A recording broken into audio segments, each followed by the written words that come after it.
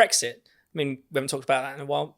It used to be, in the wake of Brexit, people would blame Brexit for pretty much everything. You'd hear it quite regularly, almost like the Brexit ate my homework type excuse. But now we've had Rufus Wainwright. He's a Canadian-American singer-songwriter. He's had his West End debut, and it's not gone very well. And for some reason, he's blamed Brexit. Tom, do you want to explain his rationale? This is very, very funny. So yeah, he wrote the music for a show called Opening Night, starring Sheridan Smith. Basically didn't have a particularly good time of it. There were reportedly a lot of walkouts. It got panned by a lot of the critics. And so he gives this interview to The Guardian where he basically says, I do feel that since Brexit, just audiences are more closed-minded. The show itself is more influenced by European themes. And it's obvious that that's just something that he even suggested that these West End, quite well-to-do audiences were taking offence at the fact that English Rose Sheridan Smith was being forced to do this more European-style material. So there's a lot to unpack there. First of all, the idea that all of the people who are paying exorbitant prices to go to West End these days are, red wall Brexiteers is a bit confusing. Also, if he's going to blame Brexit for it, does that really account for the fact that amongst the publications to pan his show included the New York Times, the New Statesman and Attitude magazine, neither of which are sort of Farageist outlets by any stretch of the imagination.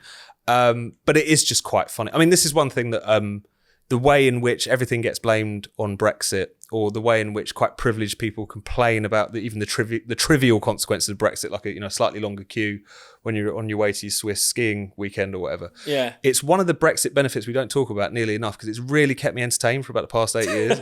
They don't know they're doing it. Yeah. They don't know how silly it is. They don't know how many times someone else has done this, but it's been great crack for a long time now. So I hope they carry on. I was really amused by his theory that, Brexit sort of led to sort of dumbing down in the culture or parochialism in the culture, as if, the kind of people who would have enjoyed going to the Curzon cinema, watch a Lars von Trier or a Jean-Luc Godard film, now only stay indoors and watch Only Fools and Horses on Gold on repeat. I mean, I just don't even understand the logic there. But Paul, they're never going to let Brexit go, are they?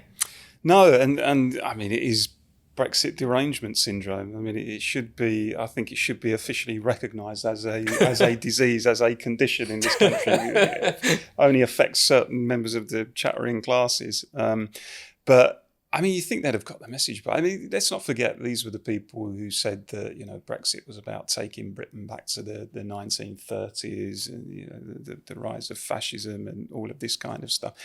And the difficulty for them is a lot of what they predicted around some of that hysterical stuff just never came true, of course it was never going to come true.